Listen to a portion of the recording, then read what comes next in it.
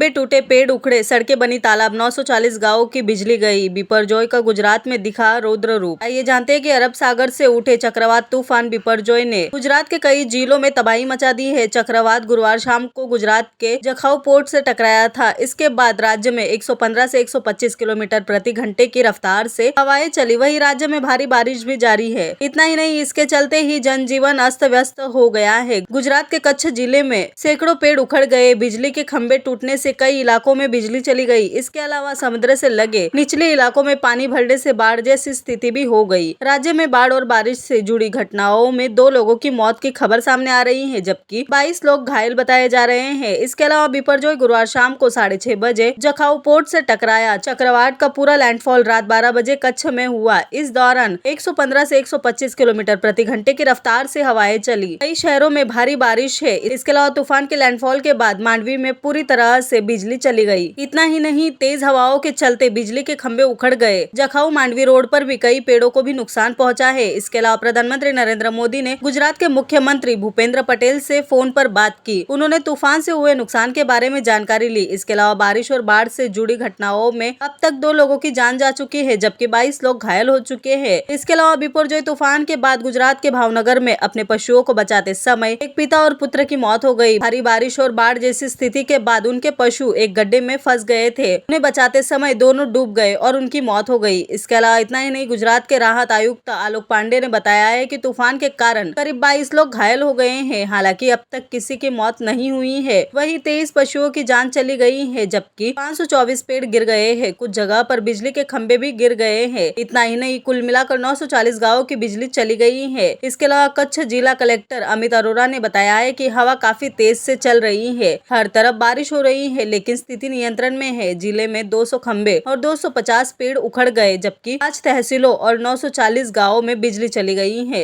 इतना ही नहीं, हम आपको बता दें, उन्होंने बताया कि चक्रवात से समुद्र तट के करीब 10 किलोमीटर दूर तक का क्षेत्र सबसे ज्यादा प्रभावित हुआ। कच्छ में करीब 52,000 लोगों को सुरक्षित स्थानों पर शिफ्ट किया गया है, जबकि 25,000 मवेशियों को भी ऊंचे स्थानों पर स्थानांतरित कर दिया गया है। इसके अलावा मुख्यमंत्री भूपेंद्र पटेल चक्रवात तूफान की स्थिति पर लगातार नजर रख रहे हैं। इतना ही नहीं, सीएम भूपेंद्र पटेल आज देर रात गांधीनगर स्थित स्टेट इमरजेंसी ऑपरेशन सेंटर पहुंचे और वरिष्ठ अधिकारियों से मुलाकात कर आपदा प्रबंधन को लेकर महत्वपूर्ण दिशा निर्देश दिए। इसके अलावा बता दें कि चक्रवात की वजह से रेल सेवाएं प्रभावित हो गई है। जिन इलाकों में बिपरजॉय का असर है, उन इलाकों से गुजरने वाली, चलने वाली या फिर टर्मिनेट होने वाली 99 ट्रेनें रद्द कर दी गई है। 23 और ट्रेनें को रद्द कर दिया गया है। वही 3 ट्रेनों का शॉर्ट टर्मिनेट किया गया है और 60 ट्रेनों का शॉर्ट ऑरिजिनेट किया गया है। अब तक 99 ट्रेनों को रद्द किया जा चुका है, जबकि 39 ट्रेनें शॉर्ट टर्मिनेट की गई है। इसके अलावा बता दें कि बिपरजॉय का असर अभी कम नहीं हुआ है। चक्रवात के चलते पूरे गुजरात में 16-17 जून को भारी बारिश का अलर्ट जारी किया है। 16 जून को सौराष्ट्र, कच्छ, नॉर्थ गुजरात और दक्षिण राजस्थान में भारी से बेहद भारी बारिश की संभावना है, जबकि 17 जून को दक्षिण पूर्व राजस्थान और उससे लगे हुए उत्तरी गुजरात में भारी बारिश की संभावना जताई गई है। इसके अलावा मौसम विभाग के मुताबिक गुजरात के कई इलाकों में 16 जून को